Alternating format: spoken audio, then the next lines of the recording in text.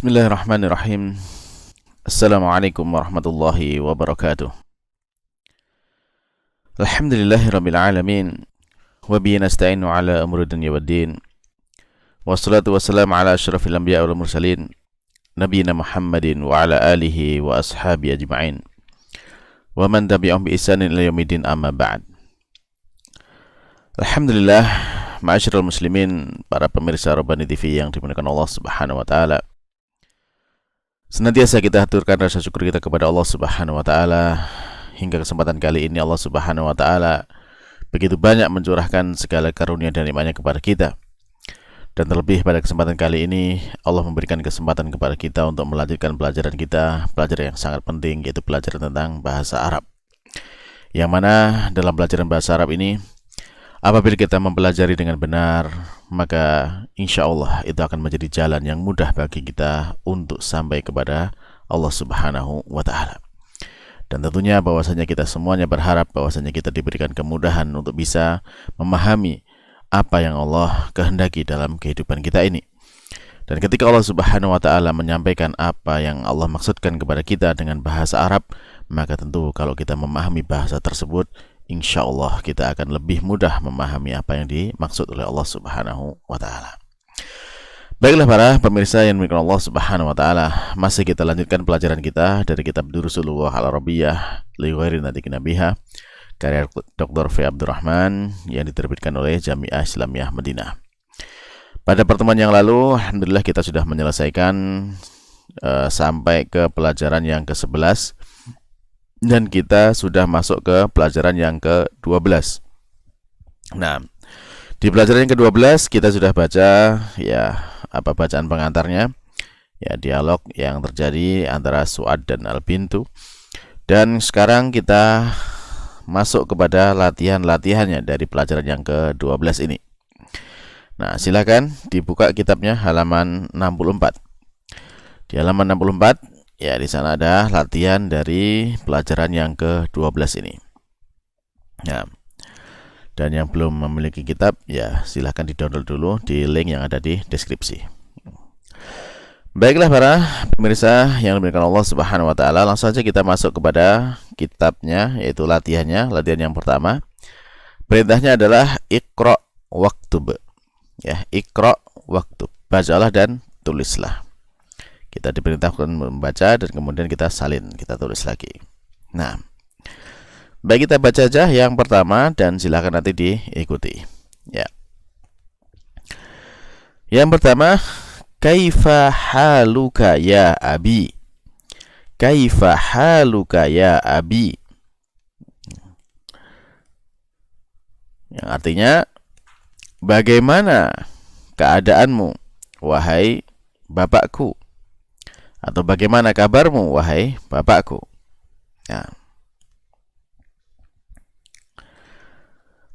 Terus yang kedua, kaifa haluki ya ummi. Kaifa haluki ya ummi. Artinya bagaimana keadaanmu wahai ibuku? Atau bagaimana kabarmu wahai ibuku? Nah, coba perhatikan di sini para pemirsa yang dimuliakan Allah Subhanahu wa taala. Kalimat yang pertama dengan yang nomor 2, sama-sama kaifa haluk. Tapi bedanya di huruf kafnya. Nomor 1 haluka. Sementara yang kedua adalah haluki. Haluki. Nah, mengapa ada beda ka dengan ki? Ini sesuai dengan mukhotabnya, karena dia adalah kata ganti orang kedua. Jadi disesuaikan dengan siapa yang diajak bicara. Jadi kalau kita bertanya bagaimana kabarmu, bagaimana keadaanmu, bagaimana kabarmu, itu mu-nya ini kembali ke siapa? Kalau dia laki-laki, satu orang ka, kaifa haluka, kan nomor 1 ya abi, wahai bapakku. Kalau pada perempuan satu orang, bagaimana kabarmu? Satu orang perempuan, kaifa haluki. Di nomor 2 itu kan ya ummi, wahai ibuku. Nah, sehingga untuk menjelaskan ini haluka ataupun haluki disesuaikan dengan apa? Dengan yang diajak bicara. Sehingga kalau dalam halaman sebelumnya, di halaman sebelumnya ya di baris ketiga Pak, dari paling atas itu. Nah, di sana ketika Su'ad bertanya kepada Al-bin, ya dia menanyakan dengan haluki. Ya karena yang ditanya adalah binti. Ya bintu, ya, anak perempuan. Nah, baik, bisa difahami ya di sini mengapa haluka dan mengapa haluki. Nah, baik, kita lanjutkan nomor 3.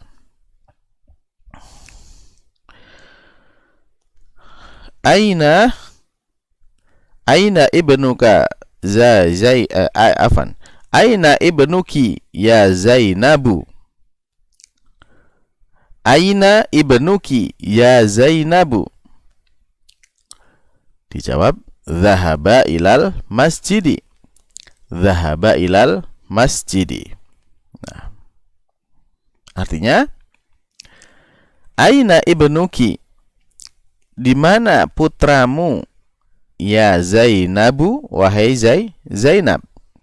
Nah, di sini digunakan kata ibnu ki. Mengapa ki? Karena dia bertanya kepada siapa? Kepada Zainab. Nah, kepada Zainab. Zainab adalah seorang perempuan. Sehingga kata gantinya menggunakan kata ganti ki. Ya, aina ibnuki, di mana putramu ya Zainab, wahai Zainab. Nah, Zainab dibaca Zainabu ya. Sudah kita jelaskan dulu nama perempuannya Zainabu. Tidak dibaca dengan tanwin. Nah, maka dijawab dhahaba ilal masjidi. Dhahaba itu kata kerja bentuk lampau ya, atau fi'il madhi. Dhahaba, nah di situ sudah terkandung fa'ilnya, yaitu fa'ilnya adalah dia laki-laki satu. Jadi dhahaba, dia, maksudnya dia adalah siapa dia di sini? Putranya Zainab ya. Dia pergi ke masjid. Dhahaba ilal masjidi, dia pergi ke masjid. Baik. Kita lanjutkan yang nomor 4. Aina bintuki ya Aminatu. Aina bintuki ya Aminatu. Dijawab, dhahabat ilal madrasati. Dhahabat ilal madrasati. Nah, artinya, di mana putrimu wahai Aminah? Di mana putrimu wahai Aminah? Aina di mana, bintu putri, ki mu ya, ki artinya mu ya, bintu ki, di mana putrimu ya Aminah, wahai Aminah. Maka dijawab zahabat ilal madrasati. Nah, zahabat ilal madrasati. Nah, coba perhatikan nomor 3 dan 4 ini. Apa yang beda dari 3 dan 4 ini? Ya, yang beda pertama ya dari yang ditanyakan. Kalau yang ditanyakan nomor 3 itu ibnu. Ibnu itu anak laki-laki atau putra ya. Kalau yang nomor 4 ditanyakan adalah bintu atau anak perempuan atau putri. Nah, ya itu ya sama-sama yang ditanya perempuannya ya, ki, sehingga sama-sama menggunakan ki, ibnu ki dan bintu ki. Nah, namanya beda, Zainab sama Aminah. Nah, sekarang coba perhatikan jawabannya. Jawabannya sama-sama perginya. Ya, kalau yang ketiga tadi pergi ke masjid, putranya Zainab. Kalau putrinya Aminah, dia perginya ke sekolah. Sama-sama pergi, tapi mengapa ada beda di situ? Sama-sama perginya. Ya, bedanya ya zahaba dan zahabat. Ya, mengapa kok harus beda ada taknya, tak di situ? Nah, tak di belakang itu yang zahabat nomor 4 itu menunjukkan tak yang menunjukkan dia pelakunya adalah perempuan. Hiya. Nah, hiya zahabat ilal madrasati. Jadi kata kerja zahabat di sini, pergi di sini, ini sudah mengandung fa'ilnya. Fa'ilnya adalah hiya, dia perempuan. Jadi dia perempuan ya, telah pergi ke sekolah. Mengapa kok perempuan? Ya, karena yang ditanyakan perempuan, yaitu bintu, anak perempuan.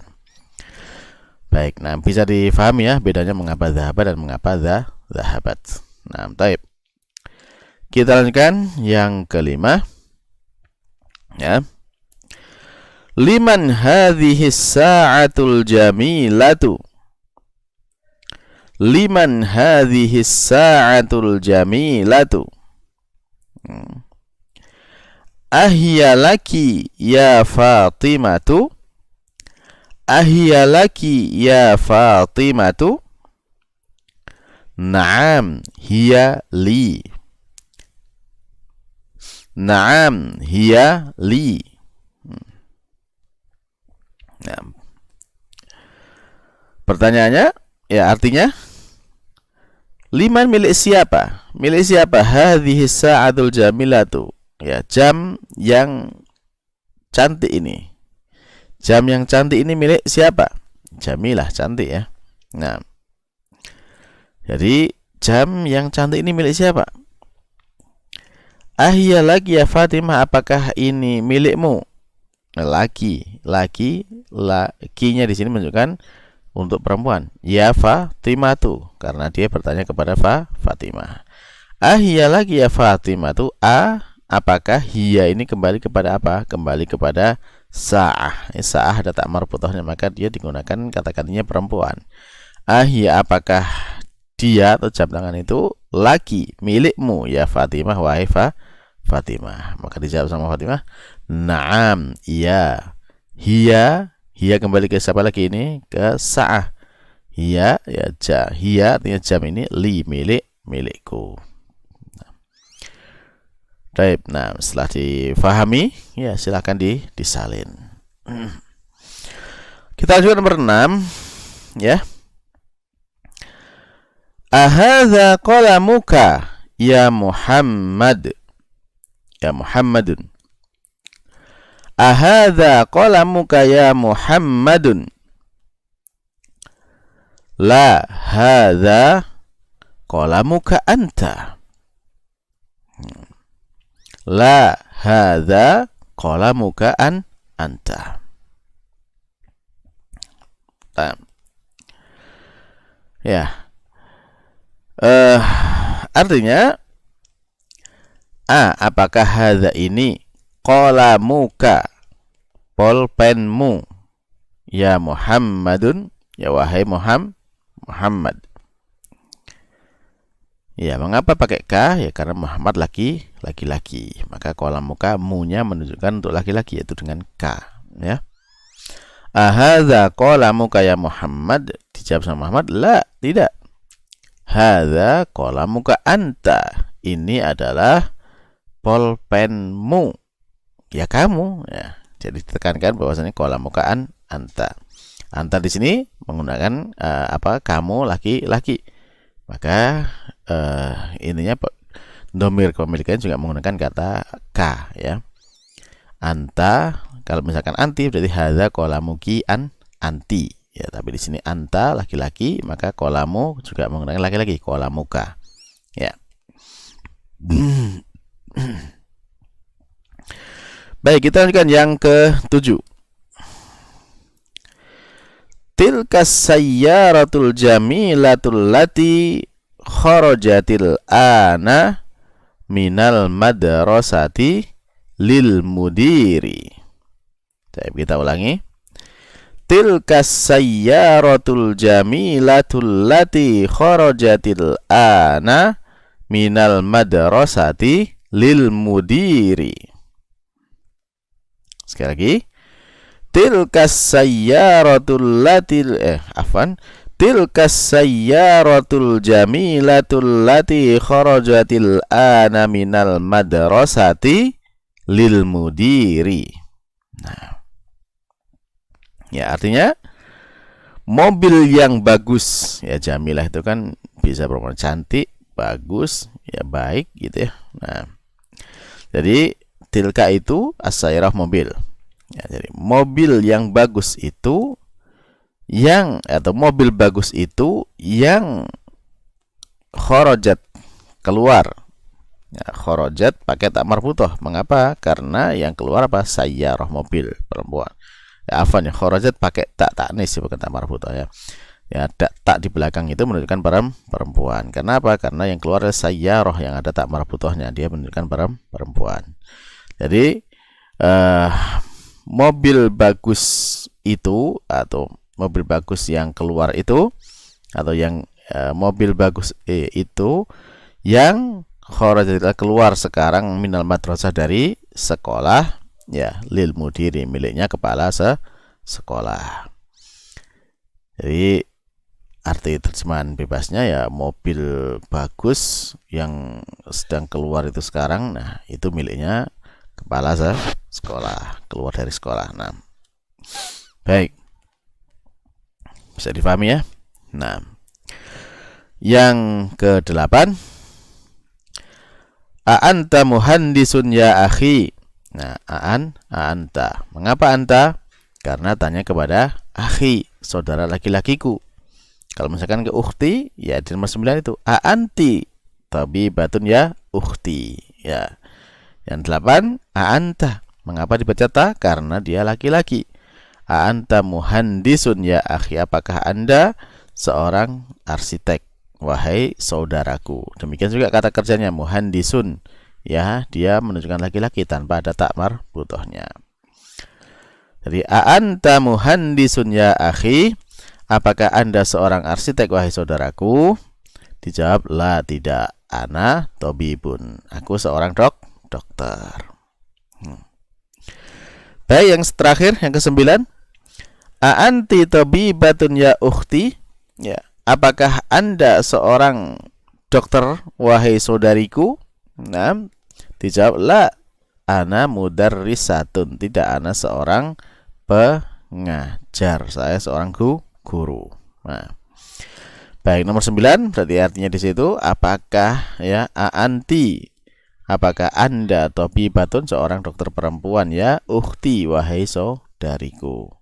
Jawabannya la, tidak, ana mudarrisatun, saya seorang guru. Nah, di situ anti menunjukkan perempuan, maka pekerjaan juga perempuan. Tobibah, ya, beda dengan tobibun yang nomor 8 kan. Tobibun itu untuk laki-laki, kalau tobibah itu untuk perempuan. Tobibatun, ya, ada tak marbutohnya menunjukkan itu untuk perempuan.